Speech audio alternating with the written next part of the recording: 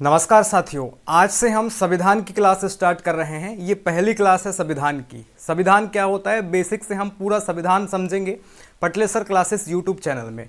तो सबसे पहले हम शुरू करते हैं कि संविधान है क्या। यहाँ पर मैं आपको पहले संविधान के बारे में समझा देता हूँ। संविधान जिसे हम अंग्रेजी में कॉन्स्टिट्यूशन भी कहते हैं, कॉन्स्टिट्यूशन भी इसे कहा जाता है।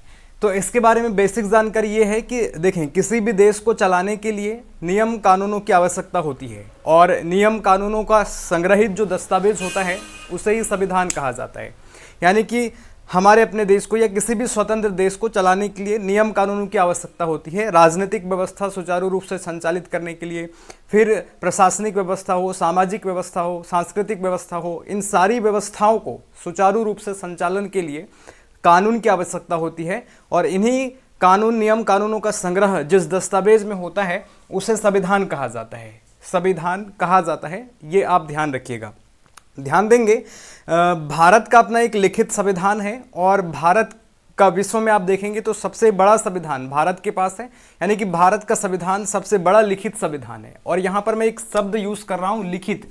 तो आपको ध्यान रखना है कि भारत का संविधान लिखित है, मतलब कि इसे एक किताब में, दस्तावेज में लिखा गया है, इसलिए इसे लिखित संविधान कहा जाता है।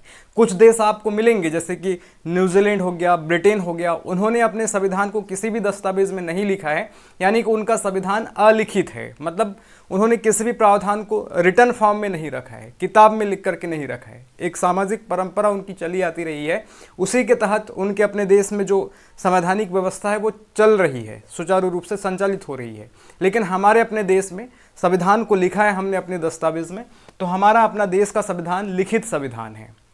दूसरी बात ध्यान रखेंगे, भारत के संविधान को लिखने के लिए लगभग 60 देशों के संविधानों का अध्ययन किया गया था और इतने अधिक देशों के संविधानों का अध्ययन करने के पश्चात भारत का संविधान तैयार किया गया था। भारत का संविधान तैयार किया गया था। तो आपको यहाँ पर बेसिक जानकारी आपको ध्यान रखना है कि संविधान ही सर्वोच्च होता है। संविधान के ऊपर ना तो राष्ट्रपति है, ना ही प्रधानमंत्री है और ना ही किसी प्रकार का धर्म ग्रंथ है, ना ही गीता, बाइबिल, पुराण, कुरान, ये कोई भी संविधान के ऊपर नहीं है।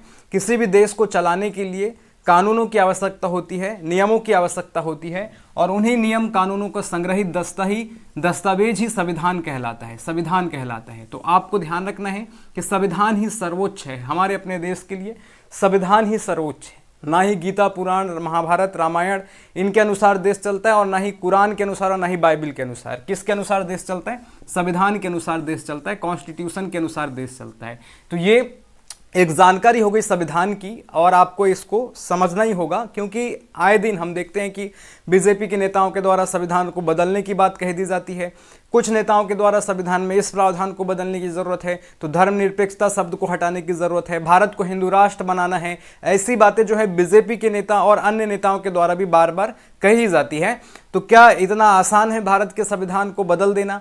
क्या इतना आसान है भारत के संविधान को फिर से लिख देना? इन सब मुद्दों को भी हम, इन सब राजनीतिक मुद्दों को भी हम समझेंगे।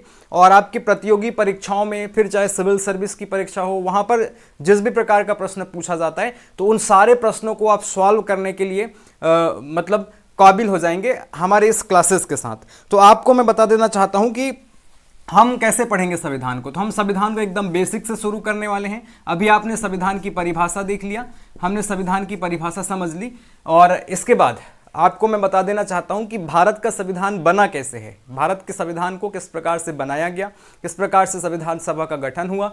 तो इन सब मुद्दों को हम धीरे धीरे समझते हुए आगे चलते हैं। तो सबसे पहले यहाँ पर मैं आपको बता देता हूँ कि 1947 से पहले भारत अंग्रेज़ों का गुलाम हुआ करता था। और आपको ये भी पता होगा कि सन 1600 ईस्वी के आसपास ब्रिटेन से एक कंपनी भारत आई थी जिसे ब्रिटिश ईस्ट इंडिया कंपनी कहा गया था। शुरुआत में तो ये कंपनी भारत में व्यापार करने के लिए आई थी, लेकिन बाद में धीरे धीरे इसने भारत के राजनीतिक मामलों में हस्तक्षेप देना शुरू कर दिया, प्रशासनिक मामलों में हस्तक्षेप करना शुरू कर दिया। और जब उनको धीरे धीरे समझ में आने लगा कि नहीं, हम तो यहाँ के देश के लोगों को अपने अंडर में ले सकते हैं, यहाँ की राजनीतिक व्यवस्था को हम अपने हाथों में ले सकते हैं, तो फिर उन्होंने धीरे धीरे करके हमारे अपने देश की राजनीतिक व्यवस्था को भी अपने हाथों में ले लिया था। यानी कि एक प्रकार से कंपनी ने भारत में शासन करना शुरू कर दिया था। अभी आपको मैं यहाँ पर क्लियर बता देना चाहता हूँ कि भारत में अंग्रेजों ने शासन किया है, लेकिन दो प्रकार से शासन किया है। किस दो प्रकार से हम बात कर रहे हैं? तो आपको ये ध्यान रखना होगा कि अंग्रेजों के शासन को हम दो भागों में बांट करके पढ़ते हैं। कितने भागों में बांट करके? दो भागों में बांट करके पढ़ते हैं। एक पहला पढ़ेंगे हम कंपनी का शासन और दूसरा पढ़ेंगे हम ब्रिटिश ताज का शासन। यानी कहने का मतलब ये है कि सन 1600 ईस्वी में British east India company Bharat में व्यापार करने के लिए आई। ब्रिटेन से आई थी, यूरोप महाद्वीप से आई थी। मुख्यतः वो मसालों का व्यापार करने के लिए भारत में आई थी। उस समय भारतीय मसालों का जो है उनको कई गुना मुनाफा होता था जब वो यूरोप में ले जा करके बेचा करते थे। तो इसी मुनाफे के चलते वो भारत आए थे। भारत में उन्होंने कंपनी स्टेबलाइज्ड की और व्यापार करना शुरू कर दिया। लेकिन बाद में उन्होंने राजनीतिक व्यवस्था को भी अपने हाथों में ले लिया और फिर भारत में शुरू हो गया कंपनी का शासन। तो हम सबसे पहले आपको बता देना चाहते हैं कि अंग्रेजों ने भारत में शासन किया, 200 वर्षों तक लगभग उन्होंने शासन किया और उनके शासन को हम दो भागों में बांट करके पढ़ते हैं। एक पहला हम पढ़ेंगे कंपनी का शासन और दूसरा हम पढ़ेंगे ब्रिटिश ताज का शासन।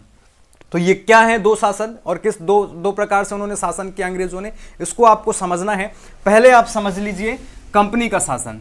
तो British east India company Bharat में आई व्यापार करने के लिए और सन 1773 के आसपास तक उन्होंने भारत में राजनीतिक हस्तक्षेप करना शुरू कर दिया और शासन अपने हाथों में लेना शुरू कर दिया। तो इस प्रकार से ब्रिटिश ईस्ट इंडिया कंपनी का शासन शुरू हो जाता है 1773 से और इनका शासन चलता है 1858 तक। ध्यान रखिएगा 1858 तक। आपको पता होगा 1857 की क्रांति, 1857 की क्रांति, भारत के लोगों ने अंग्रेजों को भगाने के लिए 1857 में मिलजुल करके एक बड़ी क्रांति का बिगुल फूंका था। इसे ही 1857 की क्रांति का नाम दिया गया था और इसी 1857 की क्रांति ने ब्रिटिश कंपनी के हुकूमत को जो है हिला करके रख दिया था और ये चर्चा पूरे विश्व पटल में हो गई थी और इसकी खबर चली गई थी ब्रिटेन के पास चली गई थी। मतलब वहाँ की सरकार को इसकी खबर हो गई थी। कहने का मतलब है कि कंपनी शासन कर रही थी और उनका अत्याचार धीरे धीरे जो है भारतीयों पर बढ़ता जा रहा था और जिस प्रकार से भारतीय अत्याचार से बाहर आने के लिए एक साथ मिलजुल करके क्रांति करते हैं 1857 की क्रांति, तो उसके पश्चात वहाँ की सरकार एक निर्णय लेती है, ब्रिटेन की सरकार एक निर्णय लेती है कि कंपनी को तो हमने व्यापार करने के लिए भेजा था लेकिन इन्होंने तो भारत में शासन करना शुरू कर दिया है और वहाँ के लोगों ने क्रांति कर दिया है। तो ब्रिटेन की सरकार को लगा कि नहीं, कंपनी के हाथों में हम भारत का शासन नहीं रहने देना चाहेंगे, अपने हाथों में ले लेंगे। तो एक निर्णय वहाँ की सरकार ने ले ली कि कंपनी के हाथों से शासन छीन करके हम अपने हाथों में लेंगे, मतलब ब्रिटिश ताज को दे देंगे। किसको दे देंगे? ब्रिटिश ताज को। ताज का मतलब यहाँ पर वहाँ के जो राजा होते हैं, महाराजा या महारानी जो होती है वहाँ की, और वहाँ का जो महाराजा या महारानी होती है वो आनुवांशिक होते हैं, मतलब उनके पद का चुनाव नहीं होता है। उसी राज परिवार के घराने से ही ब्रिटेन में कोई महाराजा बन जाता है तो कोई महारानी बन जाती है। ठीक है, तो आपको यहाँ पर ध्यान रखना है कि 1858 में कंपनी के हाथों से शासन को छीन लिया गया और ब्रिटिश ताज को जो है भारत का शासन सौंप दिया गया। तो इस प्रकार से भारत में 1858 से लेकर के 1947 तक ब्रिटिश ताज का शासन रहा। तो आपको दो मुख्य बातें ध्यान रखनी है। भारत में अंग्रेजों ने शासन किया, पहले कंपनी के रूप में उन्होंने शासन किया 1773 से 1858 तक और फिर बाद में 1858 से लेकर के 1947 तक वहाँ की ताज का शासन भारत में लागू रहा, ब्रिटिश सरकार का प्रत्यक्ष शासन भारत में लागू रहा। तो ये दो चीज़ें आपको यहाँ पर स्पष्ट रूप से समझने की ज़रूरत है। हम संविधान की बेसिक चीज़ों को पढ़ने वाले हैं। पहले हम भारतीय संविधान के ऐतिहासिक पहलुओं पर चर्चा करेंगे कि भारत जब गुलाम था और जब भारत गुलाम था तो किस प्रकार से भारत को चलाने के लिए अंग्रेज़ों ने अधिनियम पारित किए थे ब्रिटिश पार्लियामेंट से, और उन पार्लियामेंटों के उन अधिनियमों के तहत किस प्रकार से भारत में कार्य संचालित होते थे, उसके बारे में हम चर्चा करेंगे। कुछ एक्ट अधिनियमों की चर्चा करेंगे। यानी कि हम भारतीय संविधान को पढ़ने समझने से पहले भारतीय संविधान के पहले ऐतिहासिक पृष्ठभूमि देख रहे हैं और फिर हम उसके पश्चात देखेंगे कि किस प्रकार से संविधान सभा का गठन हुआ था। 1946 में ही संविधान सभा का गठन हुआ। फिर 2 साल 11 महीना 18 दिनों का समय लेकर के भारत के संविधान को बनाया गया और 26 जनवरी 1950 को जो है भारत का संविधान लागू कर दिया गया। तो हम अभी भारतीय संविधान के ऐतिहासिक पृष्ठभूमि के बारे में अध्ययन कर रहे हैं। तो सबसे पहले यहाँ पर हम चर्चा करते हैं कंपनी के शासन की। तो अभी जैसे कि मैंने बताया, भारत में अंग्रेजों ने 2 तरह से शासन किया। पहले भारत में कंपनी का शासन रहा और फिर भारत में ब्रिटिश ताज का शासन रहा। इतनी बातें क्लियर हो गई होंगी। आई होप आपको सब कुछ समझ में आ रहा होगा। हम शुरू करते हैं कंपनी का शासन। तो देखें, कंपनी का शासन, ब्रिटिश कंपनी यानी कि जिसे ईस्ट इंडिया कंपनी कहा गया था, उसने 1773 से 1858 तक भारत में शासन किया। और इनके शासन के दौरान भारत में कुछ अधिनियम आए, कुछ एक्ट आए, एक्ट को ही अधिनियम कहा जाता है। ब्रिटिश पार्लियामेंट से पारित होकर के कुछ एक्ट आए, उनके बारे में हम यहाँ पर अध्ययन कर रहे हैं कि यार उन अधिनियमों में कौन कौन सी बातें कही गई थी। यहाँ से परीक्षाओं में प्रश्न पूछे ही जाते हैं। आप वनडे एग्जाम दे रहे हो या फिर आप किसी भी स्टेट के सिविल सर्विस में अपियर हो या फिर यूपीएससी में अपियर हो, यहाँ से प्रश्न पूछे ही जाते हैं। इन अधिनियमों के बारे में आपको अच्छे से जानकारी होना ही चाहिए। सबसे पहले हम बात करते हैं 1773 का रेगुलेटिंग एक्ट, 1773 का रेगुलेटिंग अधिनियम। तो आपको ये अच्छे से पता होना चाहिए, ये अच्छे से ध्यान रहना चाहिए कि इसके तहत कौन कौन सी बातें कही गई थी। तो इसके तहत 4 पॉइंट में आपको बातें ध्यान रखनी है। पहले पॉइंट की बात मैं बता रहा हूं कि इस अधिनियम में पहली बार ब्रिटिश ईस्ट इंडिया कंपनी को कानूनी रूप से राजनीतिक और प्रशासनिक अधिकार दिए गए। तो क्लियर हो गया, इसी अधिनियम के तहत पहली बार ब्रिटिश ईस्ट इंडिया कंपनी को कानूनी रूप से राजनीतिक अधिकार दे दिए गए और प्रशासनिक अधिकार दे दिए गए। मतलब अब कंपनी भारत में राजनीति व्यवस्था भी संचालित करेगी और प्रशासनिक व्यवस्था का भी संचालन करेगी। क्लियर बातें समझ में आई? ठीक है। तो 1773 के रेगुलेटिंग एक्ट से ही कंपनी ने भारत में राजनीतिक शासन व्यवस्था को संभालना शुरू कर दिया और प्रशासनिक व्यवस्था को भी संभालना शुरू कर दिया। यानी कि यहां से कंपनी का शासन शुरू हो गया। 1773 के रेगुलेटिंग अधिनियम से कंपनी ने भारत में शासन करना शुरू कर दिया। ये क्लियर कट आप ध्यान रखिएगा, पहला पॉइंट। दूसरे पॉइंट में आप ध्यान देंगे, इसी 1773 के रेगुलेटिंग एक्ट में कहा गया कि बंगाल के गवर्नर को बंगाल का गवर्नर जनरल कहा जाएगा। मतलब 1773 से पहले बंगाल में बंगाल का गवर्नर हुआ करता था और बंगाल का पहला गवर्नर जो है, बंगाल का पहला गवर्नर रॉबर्ट क्लाइव था। ध्यान रखिएगा, रॉबर्ट क्लाइव था, जिसके नेतृत्व में प्लासी का युद्ध अंग्रेजों ने जीता था। प्लासी का बैटल उन्होंने जीता था। तो यहां पर 1773 से पहले बंगाल में बंगाल के गवर्नर हुआ करते थे, लेकिन इस अधिनियम में बंगाल के गवर्नर को बंगाल का गवर्नर जनरल कहा जाने लगा और बंगाल का पहला गवर्नर जनरल वारेन हेस्टिंग्स को बनाया गया था। दो चीजें आपको ध्यान रखना है, वारेन हेस्टिंग्स बंगाल का पहला गवर्नर जनरल बना था। आगे चल करके मैं आपको बताऊंगा 1833 का एक्ट आता है और उसके तहत बंगाल के गवर्नर जनरल को पूरे भारत का गवर्नर जनरल बना दिया जाता है और लॉर्ड विलियम बेंटिंग भारत के पहले गवर्नर जनरल बनाए जाते हैं। फिर 1858 में भारत के गवर्नर जनरल के पद को भारत का वायसराय का पद बना दिया जाता है और लॉर्ड कैनिंग भारत के पहले वायसराय बनाए जाते हैं। और उसके पश्चात सन 1947 में भारत आज़ाद होता है और लॉर्ड माउंटबेटन आज़ाद भारत के पहले गवर्नर जनरल बनाए जाते हैं। और उसके पश्चात आज़ाद भारत के पहले भारतीय गवर्नर जनरल और अंतिम गवर्नर जनरल चक्रवर्ती राजगोपालाचारी को बनाया जाता है। तो ये टॉपिक्स आपको ध्यान रहने चाहिए, ये पॉइंट आपको क्लियर कट माइंड में होने चाहिए।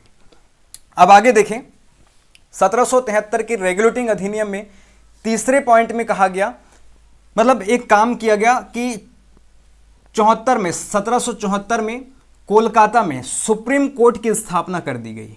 किसकी स्थापना? सर्वोच्च न्यायालय की स्थापना कर दी गई। ठीक है, ध्यान रखिएगा। और इस सर्वोच्च न्यायालय के पहले मुख्य न्यायाधीश सर एलिजा इम्पे को बनाया गया और इनके साथ 3 अन्य न्यायाधीश भी शामिल थे। एक चैम्बर्स थे, दूसरे लिमेंस्टर थे और तीसरे हाइड थे। चैम्बर्स, लिमेंस्टर और हाइड, ये 3 अन्य न्यायाधीश थे और मुख्य न्यायाधीश सर एलिजा इम्पे। तो इनके नेतृत्व में सुप्रीम कोर्ट की स्थापना कोलकाता में पहली बार कर दी गई। ठीक है, वर्तमान का सुप्रीम कोर्ट आप देखेंगे तो नई दिल्ली में स्थित है और इसकी स्थापना 1950 में हुई है। ध्यान रखिएगा, 1950 में हुई है। तो ये सुप्रीम कोर्ट दूसरा था। अंग्रेजों के समय में जो बंगाल में कोलकाता में जो सुप्रीम कोर्ट बना था वो दूसरा था। ठीक है, तो ये यहाँ पर आपको ध्यान रखना है। उसके पश्चात आपको एक पॉइंट और ध्यान रखना है कि इसी अधिनियम के तहत एक जो है, मतलब ये जो कंपनी का शासन चल रहा है, 1773 का रेगुलेटिंग एक्ट आया है। इससे पहले होता क्या था कि company, British east India company के जो ब्रिटिश अधिकारी थे वो यहाँ पर कंपनी के लिए काम करते थे भारत में आकर के, लेकिन भारतीयों को जो है मुनाफा पहुंचाने के लिए या फिर भारतीयों का किसी काम करने के लिए भारतीयों से वो उपहार ले लिया करते थे, गिफ्ट्स ले लिया करते थे, या फिर किसी प्रकार का जो है उनसे रिश्वत ले लिया करते थे, या फिर ब्रिटिश ईस्ट इंडिया कंपनी के जो अधिकारी थे वो अपना निजी व्यापार भी करते थे अपने निजी मुनाफे के लिए। तो इन सब पर प्रतिबंध लगा दिया इस रेगुलेटिंग एक्ट ने। तो यहाँ स्पष्ट रूप से चौथा पॉइंट आपको ध्यान रखना है कि कंपनियों के अधिकारियों पर भारतीयों से उपहार लेना, रिश्वत लेना तथा उनके निजी व्यापार पर प्रतिबंध लगा दिया गया। तो इस प्रकार से इन 4 बिंदुओं में हमने इस 1773 के रेगुलेटिंग अधिनियम को समझा, रेगुलेटिंग एक्ट को समझा। तो आपको समझ में आया होगा, मैं इतना पूरी आशा करता हूँ। इसके बाद हम आगे पढ़ेंगे कल, इसके बाद हम आगे कल पढ़ेंगे, नेक्स्ट वीडियो में हम देखेंगे इसके बाद जो अधिनियम आए हैं उनके बारे में। पिट्स इंडिया एक्ट आएगा, फिर उसके बाद 1833 का चार्टर अधिनियम आएगा, फिर 1853 का अधिनियम आएगा, 1858 का अधिनियम आएगा, फिर 1947 का अधिनियम, उस बीच 1935 का भी अधिनियम हम पढ़ेंगे। तो इन सारे अधिनियमों को एक एक करके हम पढ़ेंगे अगले अगले वीडियो में। एक साथ इसी वीडियो में हम सब कुछ नहीं पढ़ने वाले हैं, तो आपको इस चैनल के साथ बने रहना है। संविधान की क्लास हमने स्टार्ट कर दिया है और ये सारे संविधान के सारे क्लास जो हैं क्रम से आपको मिलेंगे, प्लेलिस्ट में मिलेंगे। तो आप इस चैनल को सब्सक्राइब करें और अपने जो भी परीक्षार्थी हैं, साथी हैं जो प्रतियोगी परीक्षाओं की तैयारी कर रहे हैं, तो उनके साथ ये वीडियो आप ज़रूर शेयर कीजिएगा। और ये जो पूरा हमने भी पढ़ा है इसको आप अपनी नोटबुक में नोट कर सकते हैं। पहले आप स्क्रीनशॉट ले लीजिए और उसी स्क्रीनशॉट्स को देख देख करके आप अपनी कॉपी पर नोट कर लीजिए। तो ये स्क्रीनशॉट आप ले लिए, जल्दी से ले लीजिए और एक बार हम आपको रिकॉल करा देते हैं पूरा का पूरा, तो आपको समझ में आ जाएगा। स्क्रीनशॉट ले लिया होगा आप लोगों ने सभी ने, मैं आशा करता हूँ। तो हम शुरू कर रहे हैं, हमने शुरू किया संविधान पढ़ना, कॉन्स्टिट्यूशन को पढ़ना। सबसे पहले हमने संविधान की परिभाषा देखा। संविधान क्या है? तो संविधान किसी भी देश को चलाने के लिए नियम कानूनों का संग्रहित दस्तावेज है। इसी कानून और प्रावधानों के तहत ही किसी देश की राजनीतिक व्यवस्था, प्रशासनिक व्यवस्था सुचारू रूप से संचालित हो पाती है। भारत का संविधान सबसे बड़ा लिखित संविधान है, क्योंकि भारत के संविधान को लगभग 60 देशों के संविधानों का अध्ययन करने के पश्चात बनाया गया है। 2 साल 11 महीना 18 दिनों का समय लेकर के भारत के संविधान को बनाया है। 389 सदस्य संविधान सभा में शामिल थे जिन्होंने भारत के संविधान को लिखा था। आगे चल करके हम उनके बारे में भी पढ़ेंगे। तो इस प्रकार से हमने संविधान पढ़ा। 2 देश मैंने बताया, ब्रिटेन और न्यूजीलैंड, जिन्होंने अपने संविधान को किसी भी दस्तावेज में लिखा नहीं है, इसलिए उनके संविधान को अलिखित संविधान कहा जाता है।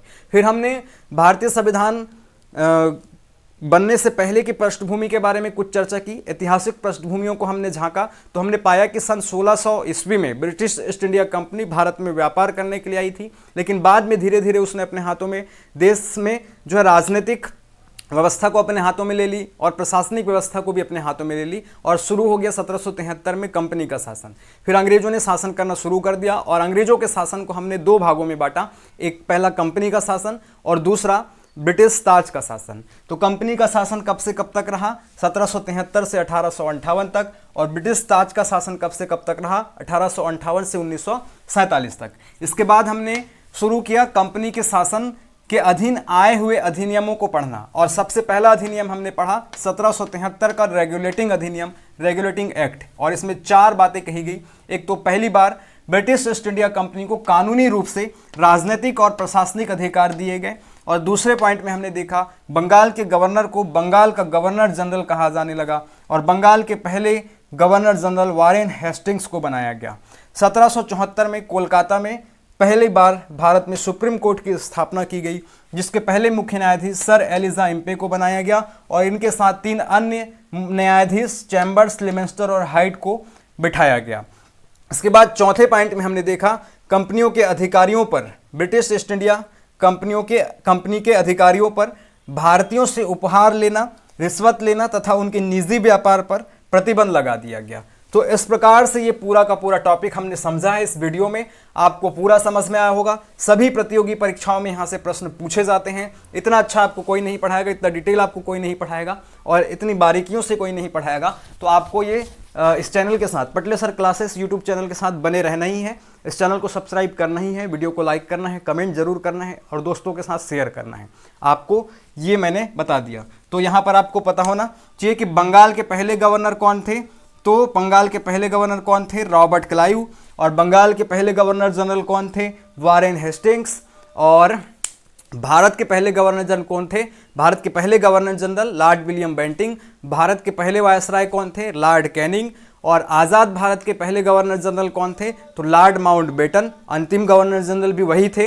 लेकिन आपको एक और ध्यान रखना है कि पहले भारतीय गवर्नर जनरल और अंतिम गवर्नर जनरल कौन थे? तो चक्रवर्ती राजगोपालाचारी थे। तो इस प्रकार से हमने इस टॉपिक को पूरा कंप्लीट समझा है। आपको समझ में ज़रूर आया होगा।